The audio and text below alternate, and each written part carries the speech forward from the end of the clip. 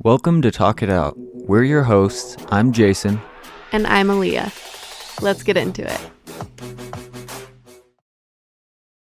Hey guys, welcome back. We're excited to talk to you this week. We just wanted to hit on a little bit more about nicotine addiction, little bit of updates for you guys, and some new experiences that we got to learn from. So let's jump into it. Do you want to introduce what we're going to talk about? Yeah.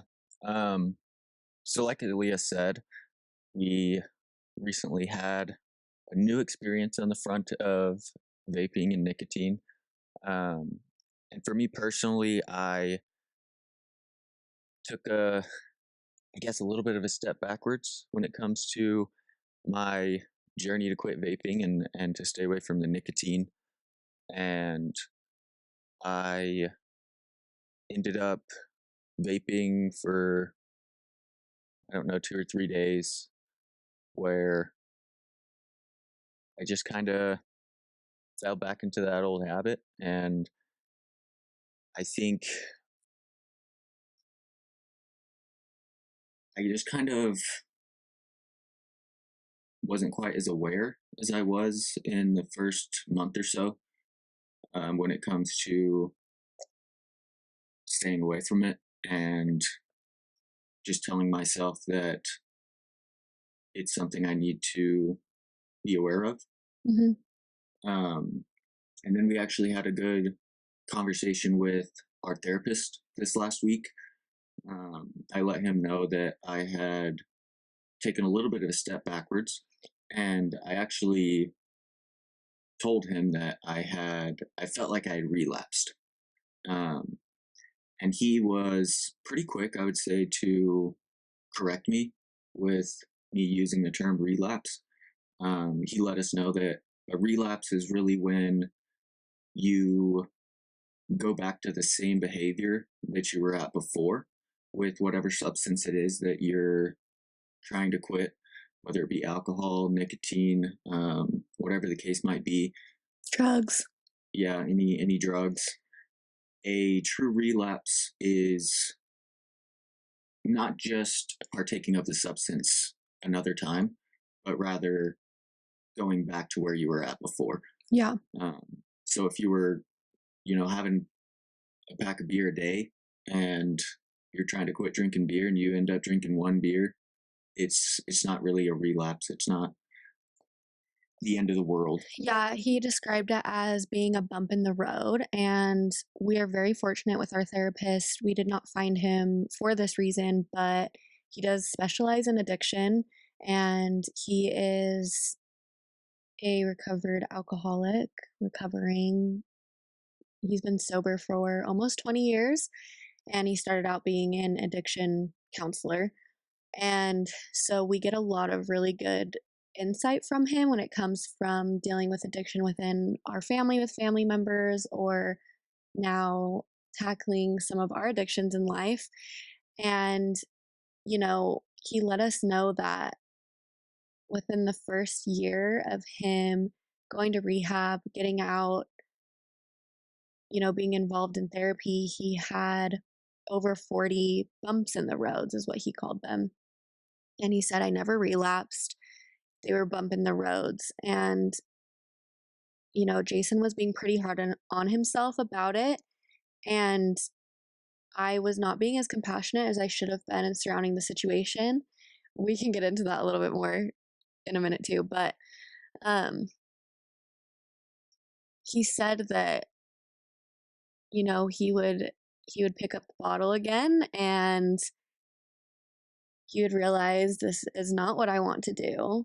And instead of punishing himself for it and labeling himself as relapsed and failure and all this, it's just a bump in the road. You're rewiring your brain on how to not need this addiction anymore.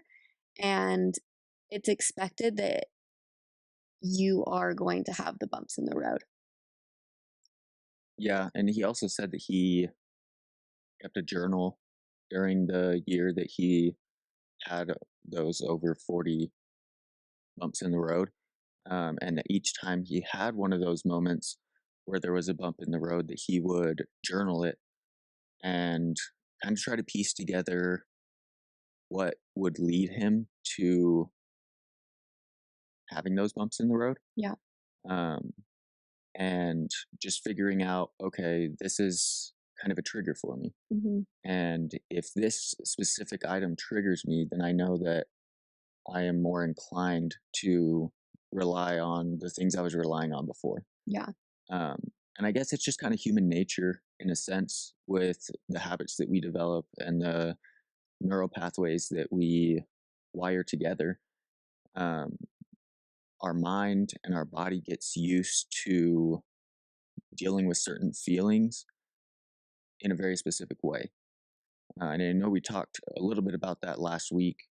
Um, but like Alyiah said, having this bump in the road for me was definitely discouraging. Um, I tend to lean on the side of being a perfectionist, and my OCD just kind of eats at me sometimes. Yeah. When I don't do everything perfect. And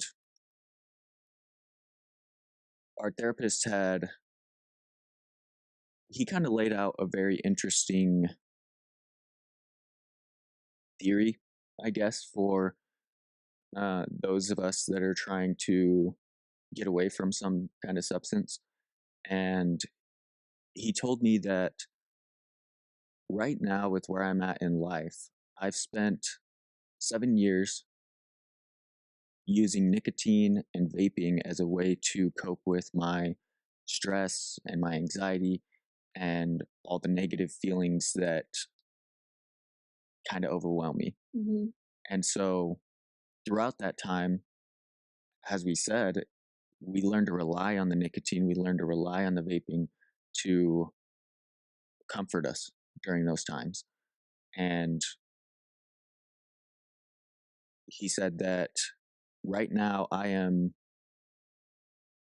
basically 5 weeks old when it comes to learning how to deal with my stress and my anxiety and all these things that I used to use my nicotine for to find comfort or to help me de-stress.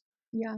And that I need to take it easier on myself because when you lay it out that way and you say, look, you are a 5-week-old baby Yeah. when it comes to dealing with your stress, because now you don't have the nicotine, you have to figure out alternate methods, healthy methods to deal with those emotions.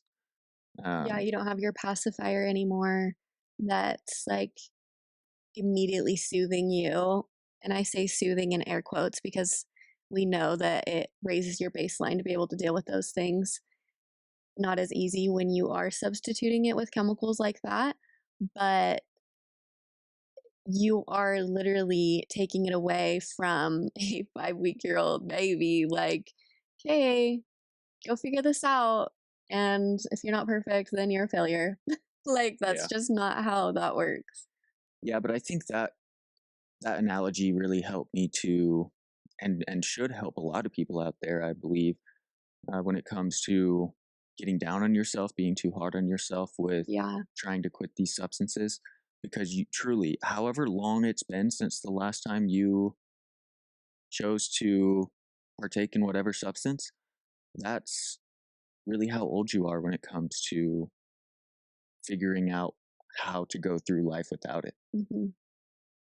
So it's not easy. Yeah. Yeah. And I think it really applies to like any habit you're trying to break or any new habit you're trying to form. Like, you are brand new at it. And it even comes down to evaluating your behavior, how you respond to things, your trauma responses, everything, looking at it from the standpoint of even you and I, like, we're a year and a half years old. Like, that's not even a lot of time either. And so just to be able to give yourself grace and realize that we're going to have bumps in the road and that might translate to whatever for whatever reason. But what defines you is how you come back from the bumps in the road. Is this just going to be the end of the story? Is this going to be the end of the chapter? Or is this going to be one of the things that helps propel me into what I want to achieve? Yeah, absolutely. And I do think it's very easy as well to have these bumps in the road and to want to just throw in the towel Yeah. and say, well, I tried, Yeah. I made it pretty far, but I just couldn't do it. And then we kind of fall back into those habits where it would be more of a relapse. Yeah. I saw something today actually that said it was talking about working out specifically. And it said if you're brand new at something, don't ever let yourself skip 2 days. So if you skip one day, just make a promise to yourself I'm not going to skip another tomorrow because everybody's going to, like, quote, skip a day. Everybody is going to have that. I mean, life comes up. Maybe you just can't make it. We have other responsibilities. Or you go back to a habit that you don't want to go back to. It's okay that you did it. What shows that you're stronger, what shows that you're better, what shows that you're more resilient is what you do the next time that opportunity presents itself. And I mean, when I'm like saying this can be applied to almost everything, it really can. There's like 13 different things I'm thinking of in my head right now that we could apply this to with you and I's like healing journey, with addiction, with conversations, with learning how to communicate, with having relationships with all different sorts of people.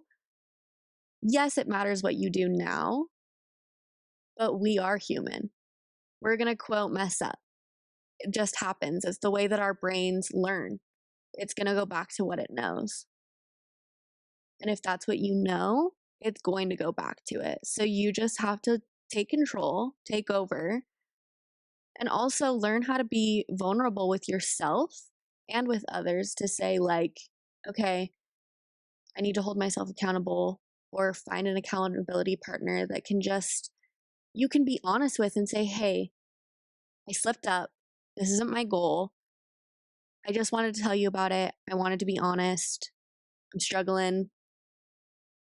Let's fix it. And I think that's something that we both learned from our experience this last week is Jason had been using his nicotine gum for a couple of days and then he went out and he got a vape from the vape shop and he used our card and I get like a notification every time the card is used and I was just going through my notifications after work and I was like, why did you go to the vape shop? And I didn't even say it. That was a little dramatic when I just said it right then. I was tried to stay really calm because I knew the answer. Like, I'm not stupid. You know, I'm not stupid. You knew I would see the charge. And that's another thing our therapist told us is that a lot of people who do have substance issues or whatever the case may be, hiding it is part of the thrill. It's part of the adrenaline. It's part of the addiction aspect of being addicted to something. And it's funny because you like literally told on yourself pretty much because you knew I was going to get the charge. Yeah. Well, that's the other thing he said is that self sabotage is another thing that you often see Yeah. with people who are struggling with an addiction. And then you're hiding it.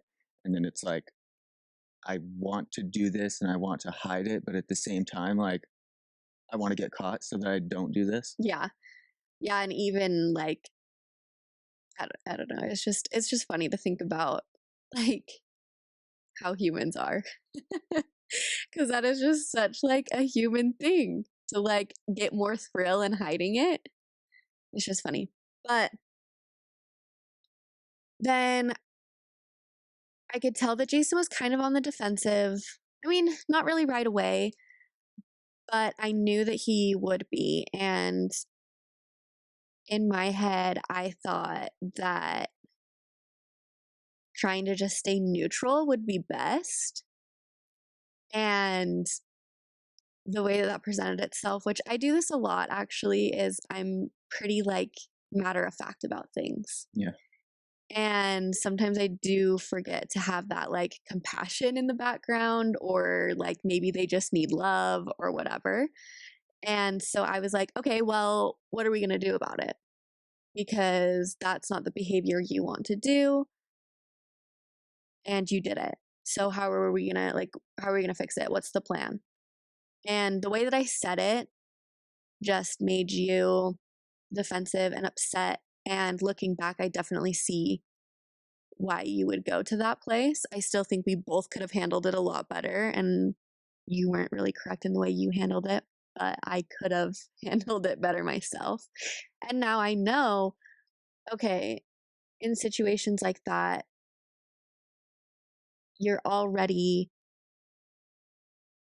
fighting this guilt and this shame that you've already placed on yourself. And you knew that I would probably be disappointed, and you were disappointed in yourself. And you told me you didn't tell me because you didn't want to disappoint me. And that evening I was like, no, like that's not why you didn't tell me. Like, don't throw that on to me as a reason that you wouldn't tell me. Like, that It was is part of it, though. well, I know that it is, but I have told you so many times. I just want the truth. I want honesty. I truly, I mean, I won't say I truly don't care what you do, because obviously I do, but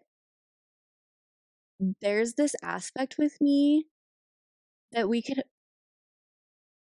probably off the top of my head come up with a few like examples that are more chill, but I really want people to like be their authentic selves and to be who you are. And when things are done in secrecy and lies, there's intent to hurt behind them, because I think it is so much more hurtful for somebody. I don't think it's intent to hurt, though. But I just feel like when it comes down to it, You might end up hurting people, but I don't think that's ever the intention. I don't know, because it's almost like you're just like you're It's like you're getting bottling caught in up. crossfire to me. Yeah, I don't know. I just would rather not be lied to. Well, Like, of course, we all feel that way. exactly. But So I like, don't why think do we lie I to don't each think other? we lie to each other to hurt each other. Okay, but okay. The intent, I guess, doesn't matter, because in the end, it's just more hurtful. Okay, I can agree with that, but Yeah. to say that we intend to hurt when we lie, I don't think that's the case. I mean, Sometimes you're lying because you don't want to hurt them but it's more hurtful to hurt them. if they find out. But okay, no, I cannot get down with that train of thought. I'm not saying it's right. I'm just saying this is where my brain goes. If I'm the one that's lying about something to someone, Yeah. it's like you originally start telling a lie with the intention and the hope that the person you're telling this to isn't going to know that it's a lie. Right. But the thing is if somebody finds out, because Right. there is a high chance that they do, there's not a lot of lies and secrets that never come to light. Yeah. And if they do, which they probably will, it hurts worse to think that they were being honest with you. Yeah. And you find out that they lied on top of the thing that they were trying to shield you from. Yeah, I can agree with that. And so, anyways, going back, I just don't like being lied to. Yeah. And because of that, I guess sometimes I do overshare, which is just a whole other topic we don't need to get into. But also, it has translated into you and I being able to communicate and build trust with each other. And I was more hurt that you lied to me than the fact that you had a bump in the road. Yeah. Because I'm like, hello? Have I not proven that like I am on your side? But then I had to take a step back, and I can't be hurt in that situation, because I know that talking to you about it beforehand is obviously the correct thing to do. It's what I should have done. yeah. But that was part of the thought process as well. Is like, I can't just tell Alyiah like, oh, hey babe, can I start using my nicotine again? And like, I already knew what the answer to that would be. Yeah. So I was like, oh, well, but she's not going to give me permission, or she's not going to say it's okay. Yeah. So, but the minute that like you feel that way, I almost feel like it should be like that's a good trigger to realize. If I feel like if I say this to Alyiah, she's gonna like put me back in place and get Right, my which is goals straight. exactly why I should have done it. Right.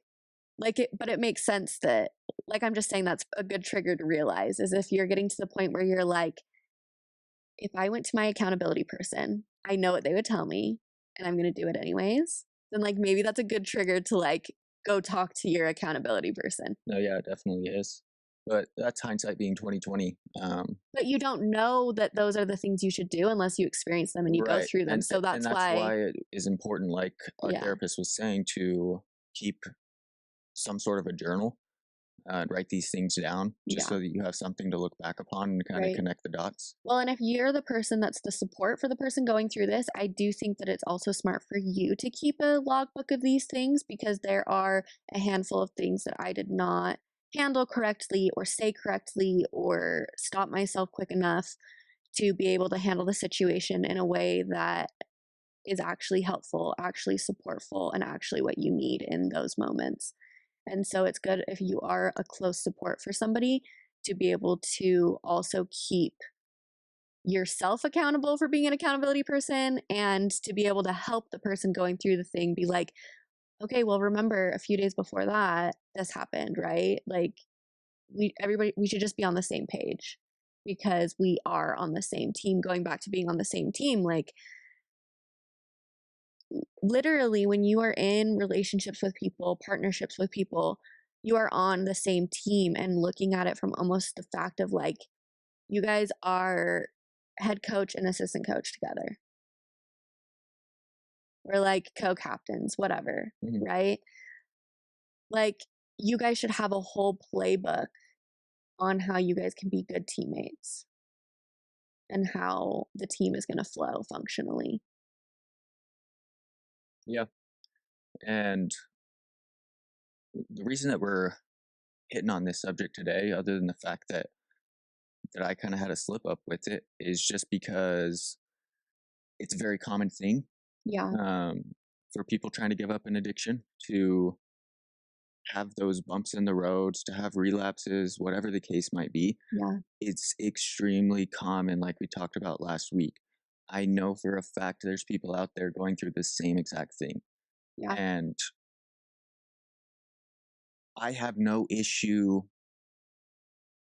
being vulnerable in these areas because I really do believe that that's how people learn. And I know it's not everybody's learning style, but it's very much what my learning style is. yeah, When I see somebody who is also struggling with the same things I'm struggling with, there's just kind of that unspoken connection there, between those people. Um, and when you see somebody else who's also struggling with it, going through the same thing, conquer that feat that's put in front of them, it gives hope and it gives motivation, yeah, or at least it should, because I'm just a human being, just like yeah, everybody else. And yeah, so, like, literally, if somebody can do it, it can be done. yeah, Um, and that's just such a big part of this show is yeah, is spreading that message of we've Aaliyah and I have gone through certain experiences and we share those with the world, really, people that we come across, to mm, give them hope, give them motivation, and also receive hope and motivation from different people that we are in contact with as well. yeah. I think it's really important to know the vulnerability aspect of healing, and whether we want to or not, we're going to be vulnerable. You're vulnerable when you react in anger, when you repeat the same actions over and over and over again that are hurting you or hurting others. That's vulnerable. And because we are humans and our brains are so advanced and special, we have the power to change those things, to change the way that we use vulnerability. Like, we get to decide, and it's insane. I think I've probably said that in every single episode, but I will never stop saying it because you get to decide. We get to decide. That is crazy. Like we get to choose the hard that we face because, well, I'm not facing like things that obviously you come into that you don't have a say into, but I'm saying like being depressed, anxious, miserable. Those are hard things to do. Those are hard things to go through. They suck. Speaking from experience and seeing other people's experience, they suck and they're hard. But you know what else I complain about all the time is having to keep myself accountable with going to the gym and working out and eating right and making sure that I manage my stress. But when I do those things, I get positives out of them. When I feed my depression and my anxiety and bad habits, where are the pros there? That I had it easy? The things that mean the most don't come easy. Because that's part of what like makes them mean the most, I think. Is that we have to practice them and like master them. Yeah. And it really does take time. I mean, there was a long period of my life where going through, if I were to have this bump in the road, where I would hide it for months from Yeah. like as many people as possible. Yeah. Like I would not air out my dirty laundry in a way. Yeah. Um, but over the past, I don't know, maybe 10 years or so, I've gotten a lot better with owning up to my mistakes, Yeah. taking accountability, and not just within myself, but letting other people know as well. Like, hey, I'm not perfect. I mess Yeah. up. I make mistakes, and I'm willing to admit that. But I'm also actively trying to change those habits. Yeah. I think you're really good at doing that. And I think people close to us that have seen maybe some of your like, worst moments. My subpar moments. Yeah. I think that they would agree that you're quick to apologize and truly apologize. Like it's not just oh, I'm sorry.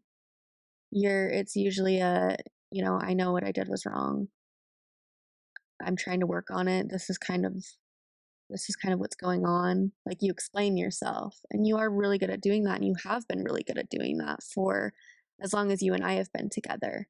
And we have been together ish for 7 years. I say ish because we did have a year where we were not together at the very beginning of our relationship before we were married. Yeah. Um, but I don't know. I just think that those things don't go unnoticed. And being vulnerable doesn't go unnoticed because we all screw up. We all say things that we shouldn't have said. I think that's pretty common. I don't think I've ever heard of anybody like not doing that, even the healthiest of people. Usually, the healthiest of people have gone through some shit. Yeah. So they did something to change their lives because you're the only one that truly can. Right. That leads me into a nice segue for I put up a question box on our Instagram at talkitout_show. And we got one question from it that day. It was just kind of an open ask us anything question, which I know those are kind of hard for people to ask because they're like, I don't know what question to ask. Too much leeway. Yeah. Yeah, like they kind of need some direction to know like what are we asking about, Anyways, so the question was, how do you communicate without emotions taking over? And I actually am really excited to answer this question from our experience because Jason and I can be some of the most reactive, passionate people when communicating. And that has been one of our biggest hurdles to get over in our relationship. And so I'm excited to share a little bit of insight about it. Do you want to answer the question first? Yeah, I mean, for me personally, I have always struggled with letting emotions take over. Mm-hmm. I very much throughout my childhood and well into my adult life was ruled by my emotions. Yeah. And honestly, I think that anybody who has like worked with you or been close to you has known Yeah. that. Yeah, I mean, you can ask people that I was with in the army. I mean, any friends that I hung out with on any sort of a consistent basis, Yeah. um, have at least seen one time where I've let my emotions take over Were you and like get the that? best of me. Were you like that on your mission? Um, I was, but I also understood the environment that I was in Yeah. and knew that I had to tone things down to an extent. Yeah. Um, So you were on that like being big said, guard. there was a time on my mission where me and another missionary were about to throw hands over a game of soccer. So, I mean, Well, and I'm just remembering the time that you and your companion were boxing, which you're not allowed to do. yeah, that's different though. I had no issues with him. No, but like it just goes to show how reactive you are in this situation because you guys were like, okay, let's go at it, even though you weren't supposed to. Because missions are like church trips that are pretty strict in rules and all that stuff. And that's how Jason and I met each other, is he was in the area that I am from. And then we reconnected on Facebook years later, just by the way. We never really talked about how we're How it all how it started. all started, Yeah, I yeah. guess. I don't think even like we even talked about being married. Really? We're married. Yeah. But um what were we saying? Talking about boxing with Oh yeah. on my mission. And he hit you in the face and it just instantly pissed you off.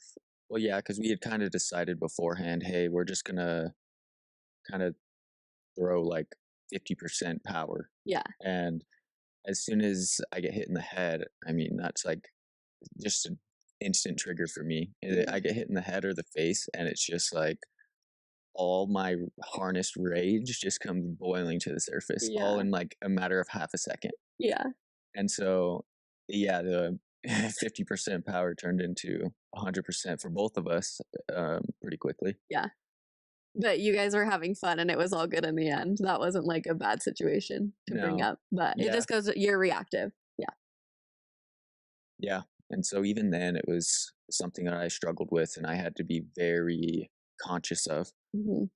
in order to restrain myself from that.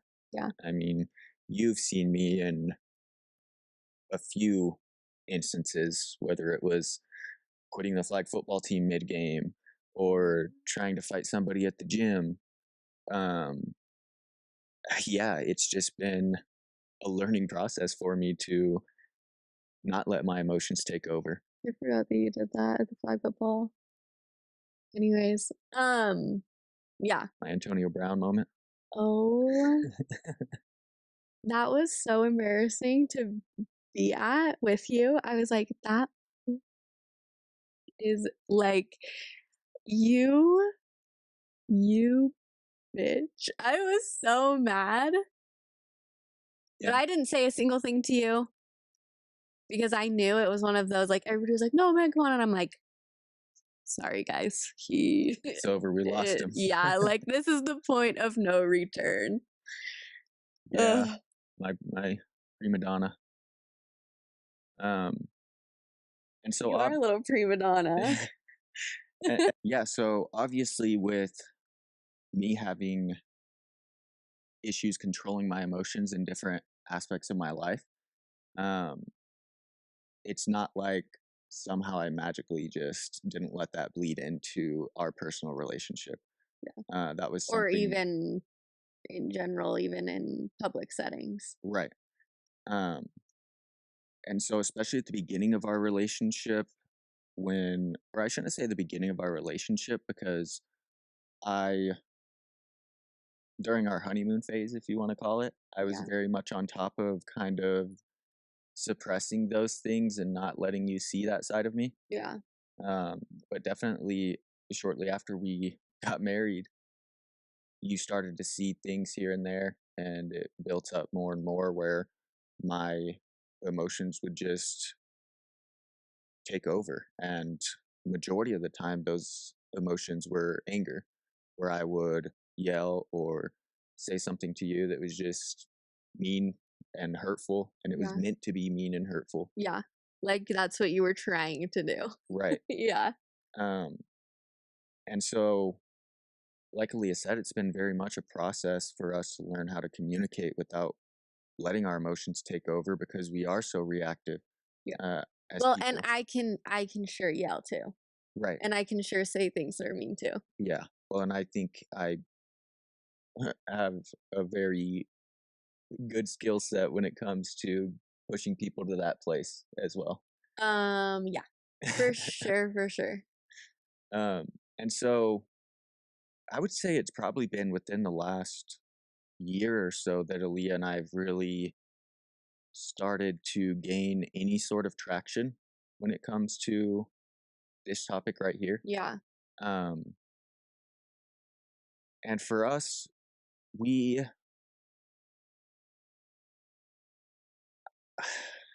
it's really tough because I think it's so situational and it's so individually based when it comes to this question of how do you communicate without emotions taking over, because you have to understand your partner, you have to understand your friend, your family member, whoever it is that you are having these issues Yeah. with. Most people have very specific triggers. Yeah. And so if you understand each other's triggers, and I'm not saying you need to walk on eggshells around each other, Yeah. but maybe just be a little bit more conscious of what could upset them or whatever the case might be. Yeah. And also, a huge part of it is just realizing in the moment, this is not what we should be doing. Yeah. Like this is not taking us anywhere. It is making the problem worse. Yeah.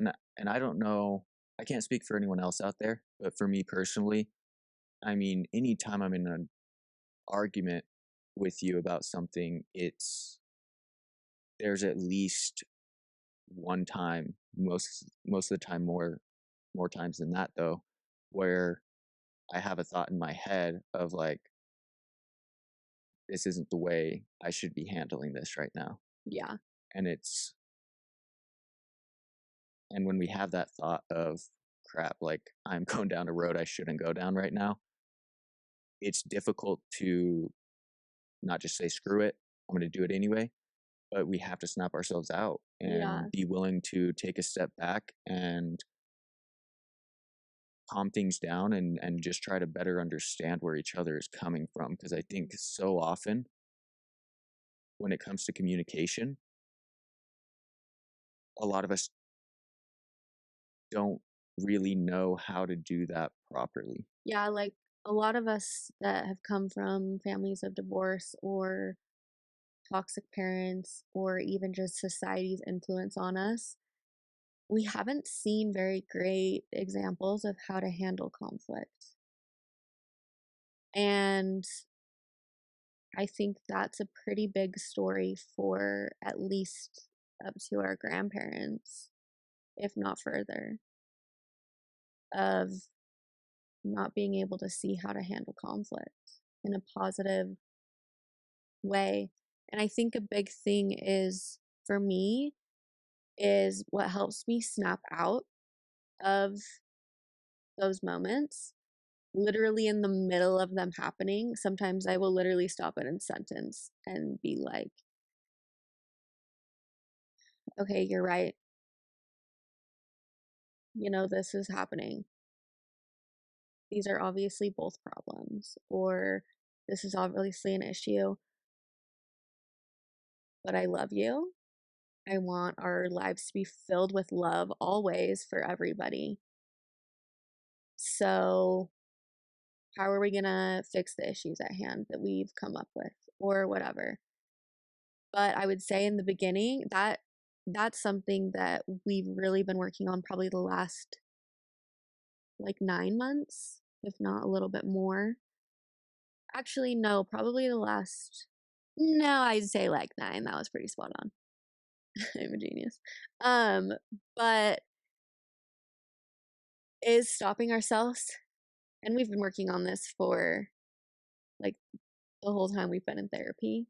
So it took the beginning stages were in the beginning, we thought that we could just like yell it out. And that ended in you trying to walk home an hour away from the house on the highway. And the police had to pick you up and say, you can't walk on the highway here, sir.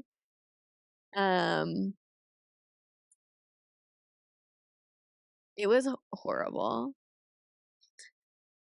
And now I can never imagine that happening. Yeah.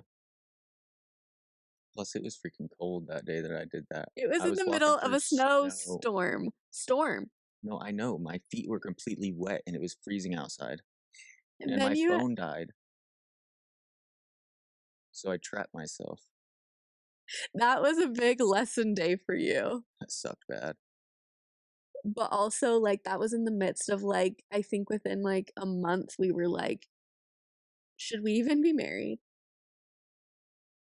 Like, a few times that happened. Like, should we even be married? Like, are we actually wasting our time?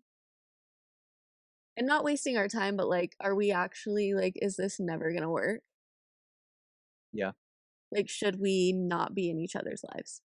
And that's, like, crazy for you and I to get to that point. Or at least not in the sense that we were. Because Yeah. I think you can be, I think it's a completely different story when you go from being friends or whatever to being with each other like 24/7 apart from work or whatever other things are going on. You're always with each other. Yeah. And a huge part of not letting emotions take over when you're communicating with someone is that we have to work on ourselves first and foremost, because there's probably a pretty good chance that as individuals, we do not have all the tools that we need to properly communicate. And then we're trying to go and learn how to communicate with someone who communicates completely different from how we communicate, whom probably also doesn't have the tools to communicate properly. And it's just like this whirlwind of we don't know what the hell we're doing here. And like a lot of the time, I think people do start going into blame everybody around them. But you are in control of yourself and yourself only. So if it starts with you being the one to swallow your pride because you know that like your partner needs more help in that area, then do it. Because we started making big strides when I swallowed my pride and was like, you're right. I am doing these things and I need to start working on them now. Like, this is holding us back. And so then I started realizing that I needed to stop the blame game too. Because I would just sit there and tell you, like, this is what you're doing, this is what you're doing, this is what you're doing. And, like, that's not fair. And we're on the same team.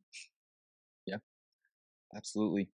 Like, we are two different people. I think some people just have this, like, idea of, like, you're married or you're committed and you're one person. Or, like, you're merging together. No, you guys are still separate people.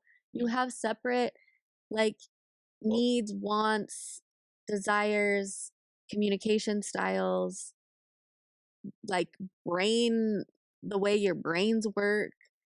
you're two separate beings and you have to figure out how to blend your lives, or it will never just like blend. You have to communicate, you have to be vulnerable with each other. Yeah, and I'm gonna say this not from a place of I have experience and I know that this works, but I know what our therapist would say if we brought this question to him of how do you Mhm. communicate without emotions taking over.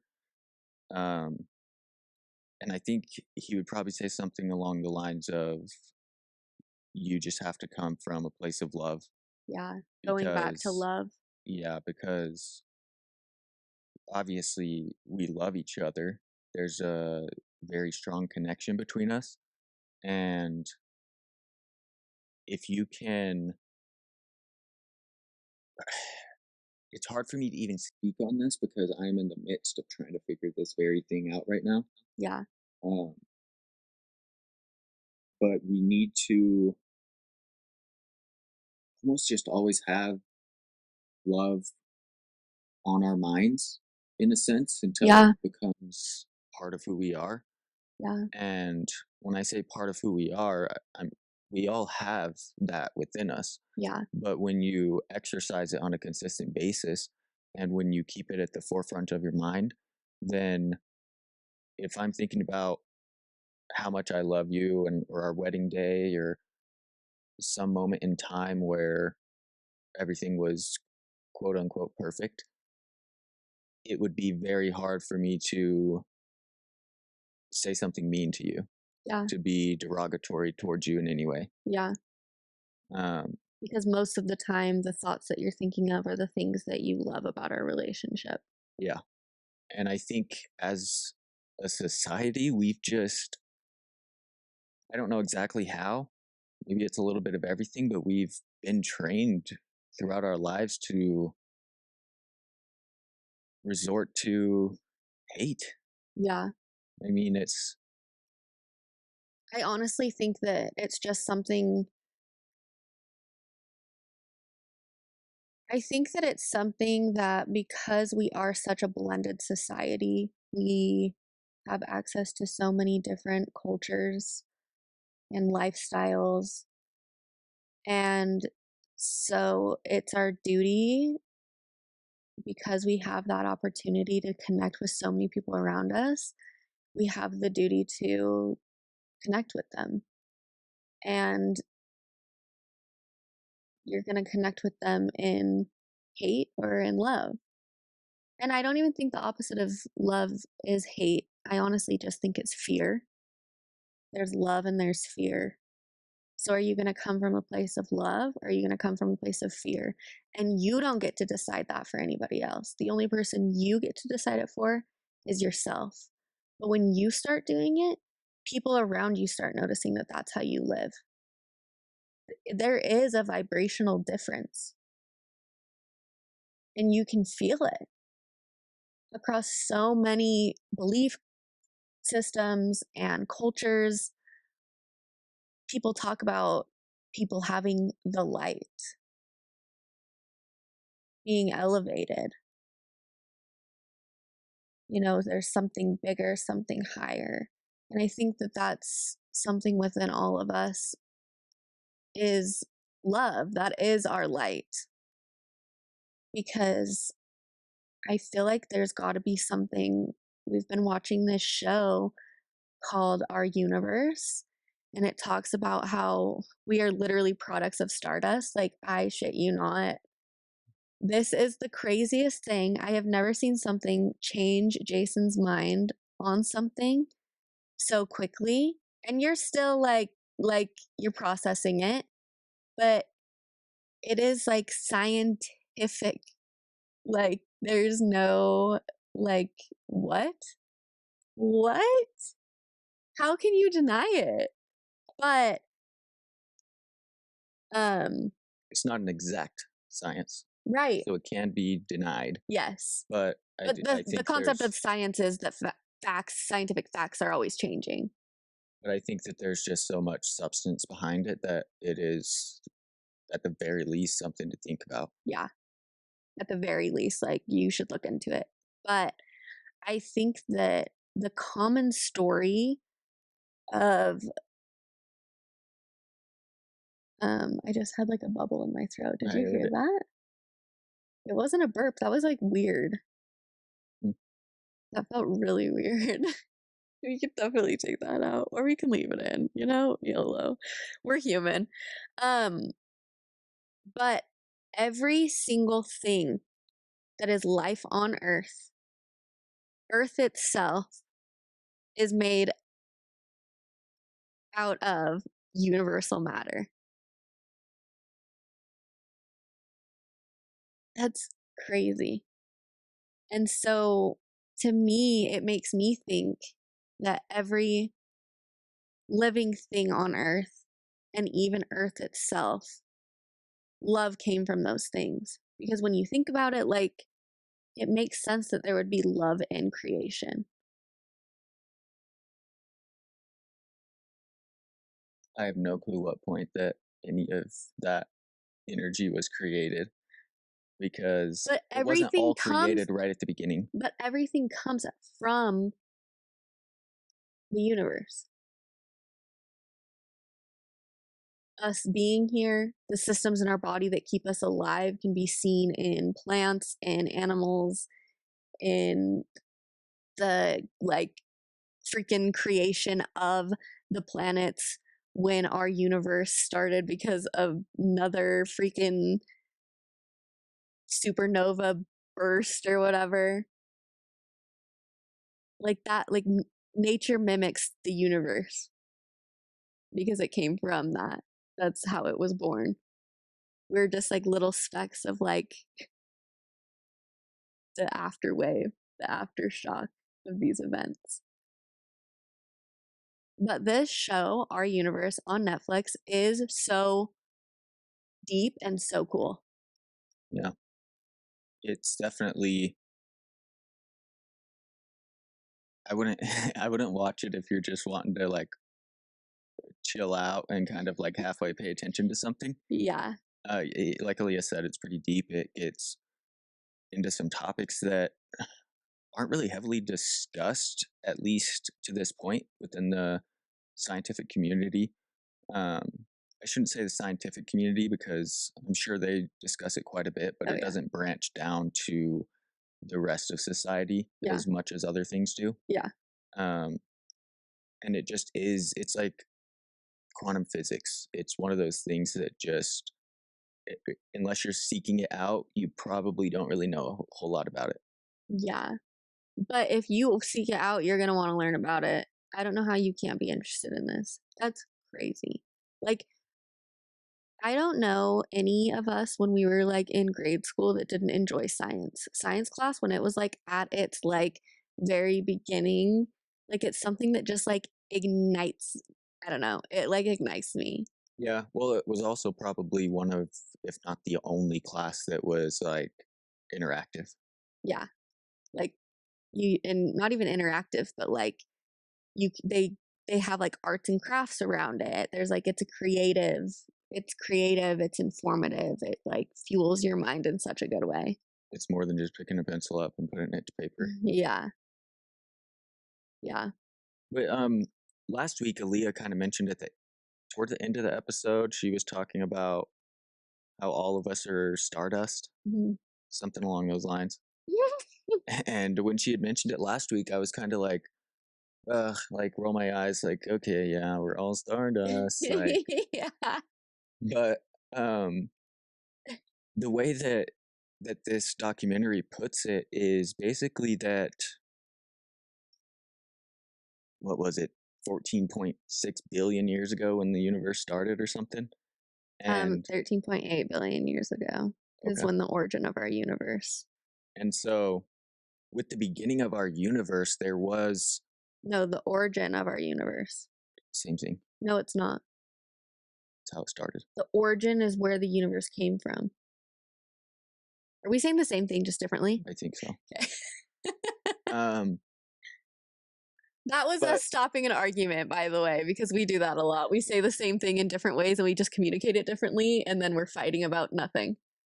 so when the universe first started, obviously there was a certain amount of substance there. It started to form all of the elements that we have on the periodic table. with atoms and everything clashing together. And when the Big Bang happened, in an instant, everything basically just was. And that's not to say the Big Bang happened and all of a sudden, like, the Earth was there, all these planets were there, stars were in the sky. Like, it didn't all happen like that. It was a very progressive thing over Yeah. billions of years. Well, to us, because then you later learn that time is just a concept to us. Yeah. But Anyways, when you take everything that was there at the beginning, smush it all together, and it kind of explodes outward, all of that stuff comes together again, starts crashing into each other, building planets. yeah, gravity's pull starts working Yeah, and making stars. making energy happen because things are moving. But long story short, it really, and I'm doing horrible, I'm sure, at explaining this compared to the document. It's okay because we're not qualified to talk on this, so it can be slow. You should definitely go watch it because it's amazing. But it does do a very good job at talking about how that stardust, the things that, the elements and all the things that created stars and created Planets, it created all life here on Earth. Yeah. And I mean, we're the only planet that we know of to have life, at least complex life. But Well, that we know of. that's what I said that we know of. Quote, quote, quote. Who knows? Somebody might know, and they're just not telling us. Um, Anyways, don't get me into conspiracy. but then we have, and I think it did say that there was a certain amount of like tons and tons of stardust, just that's floating out in space that enters the Earth's atmosphere on a And daily basis. yeah, and like we get soaked in it. And well, we get soaked in it, but not only that, but the stuff that we eat, the Yeah. stuff that we drink, like all of that stuff is soaked in whatever is out there floating around in the universe Yeah, it that was like enters Earth's 300 atmosphere. trillion tons a day or something. It was a crazy number. That might be like a lot of words that I should not have just said, but it was a crazy number. I It was remember a we lot. looked at each other and we were like, what? But like literally energy came first. Like it is the OG thing. It is what like I mean, I'm not gonna say came first, but it came before life on Earth. I mean, I think energy came first. Science tells you that everything has energy. It's just waiting to be acted upon. Yeah, Just because, like, there's an inanimate object that isn't moving yeah, doesn't mean that it doesn't have energy because it's yeah. standing still. Because once you touch it, energy. Right. Well, and like if there's energy that we're touching around us because we know that for a fact. Because air is energy. It wouldn't exist if it wasn't. So does that mean that we really are like touching everything all at once?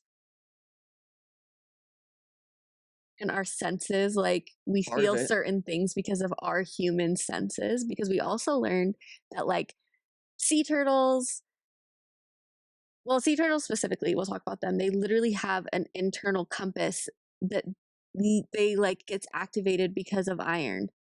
yeah. And I think iron was one of the elements that was made a little bit later on Yeah, it was. from all the others because It was it because was of the the, suns that started exploding, I think. Wasn't it? After the supernovas got too big and they started exploding? yeah, it was Something like something like that. that. But basically, the iron molecules started to metabolize and like basically eat away at the sun. It like took it over Yeah. until it got so small that it just blew up Yeah. and spread outward. But iron, I think they said, was the first element with like actual substance Yeah. that was created in the universe. Yeah. And that's part of the stardust that's falling down into our atmosphere Hmm. is all those tiny little molecules of iron. Yeah. And because that's here on Earth, it generates a magnetic field Yeah. that the sea turtles are able to, Literally know to how to go back to the specific island every year to mate. yeah, they have like a compass inside their head that is magnetic iron. That is insane. That's so crazy. Well, and to think about the fact that if there wasn't stars, we wouldn't exist on a scientific level.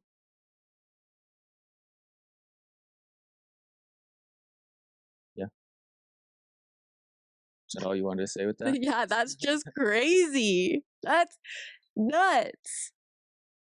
That's nuts. My favorite thing that you said, though, is you said, I mean, I guess technically we only need our star. yeah, But yeah. but yeah, you said, but we have the sun. We have our sons because, like, of everything that happened before, too. My favorite thing you said when we were watching the first episode, though, and we were like, holy shit, how have we not seen this yet? This is crazy. You said, what the fuck? The sun turned on God mode. Because Yeah. it said that like the sun just started like freaking just creating so much energy all at once. It's like a chain reaction. No, it was freaking sucking in energy from everything else in the universe. It was eating it. Yeah, but then it started exploding and getting bigger because it was doing the other way.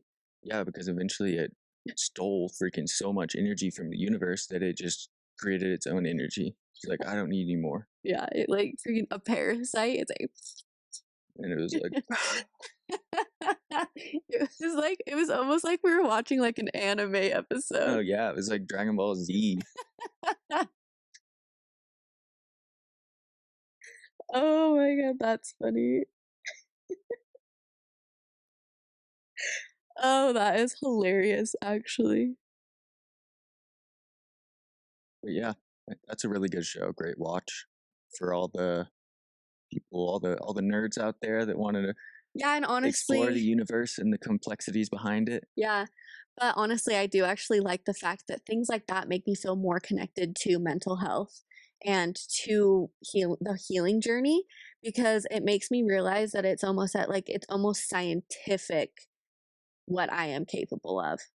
And that feels really good because it goes back to relating like we have we come from the thing that can do that. That's crazy cool. I guess we didn't really do any like fun connection questions or anything like that, but I thought that it might be fun if we started doing like just a like let's get real, like a little quote that you see or something, or like if you have a thought, like let's get real about it for a second. Okay, so the quote is the magic you're looking for is in the work that you're avoiding. Think about it. What does that mean to you? I think it's basically saying, I mean, as humans, we like to be comfortable. Yeah. And I think oftentimes we fall into these places where we know it's not necessarily where we want to be. Mm-hmm. We have a goal for ourselves, whether it's been an audible goal that we spoke out loud to somebody, wrote down, or even just have in our head. Yeah, like what we want our We, future to look like. right. And we know in this specific area of my life or this specific area of my life, this is where I want to be. Mm-hmm. However, I've spent 10 years, 15 years in this place. Mm-hmm. This feels comfortable to me. When we go out and make changes in our lives Mm-hmm. and work on ourselves to better ourselves, it feels uncomfortable because it doesn't feel natural. Yeah. It feels like we're having to try at it. It's unfamiliar territory. Yeah. And so we just kind of avoid going to those places because when we do, we feel uncomfortable. Then we kind of go back into our shell and say, hey, this is where I'm comfy. This is where it's easier to be. Yeah, this is what I know. And It really is that like hard that's what work you know. is why we're avoiding it. It's because it's not easy. It's not comfortable. Yeah. It's difficult. It makes us step outside of our comfort zone. Right? Like you're avoiding it for a reason. Right. And it's because we have tricked our brains into thinking. Not tricked or tricked. Our brains have decided. We've let like that's what our brains have decided. We haven't really Right, let it. I think we have. Yeah, I agree actually. You're right. You're right. We let ourselves get to a place where we've lived our life a certain way Mm-hmm. over and over and over again, day after day, year after year, Yeah. without doing anything to change it. Right. And when we're And adults, it's our responsibility to change it. right, but our brain goes into that mode of self-defense in a way Hmm. where it's like, "Ooh, I'm comfortable. this is uncomfortable. That means it's dangerous. Hmm. Why would Change is why danger. would we do that when we can just keep staying here Hmm. and feeling comfortable?" Yeah. Because we know we're safe, maybe. Right, but at the same time, I feel like, at least for me, what my brain doesn't want to bring up at those moments is all the reasons why I don't want to be in that place. Hmm. The reasons that I try to use to motivate myself to do that work and to get myself to a better state. And I don't know. I just feel like the brain it's just such a powerful thing Yeah. when Well, and like, if the magic doesn't resonate with you, you can say, like, the the happiness, the happiness you're looking for is the work you're in the work that you're avoiding. The answer, the answer that you're looking for is in the work that you are avoiding. Happiness is not a destination, it's a journey. when I don't know if the magic for me is necessarily in the work that you're avoiding, at least not to begin with. I think the magic you're looking for comes as a result of the work that you're avoiding. Yeah, like the But that things being that are going wrong in your life. but that being said, when you look back on it, I do believe you'll find that the process was enjoyable because of where it led you. Yeah. Yeah, like the journey was it was worth the journey. The hard work that you put in is worth it. Right. And it's like with the vaping and having bumps in the road. That's part of the hard work. Yeah, It doesn't always feel good.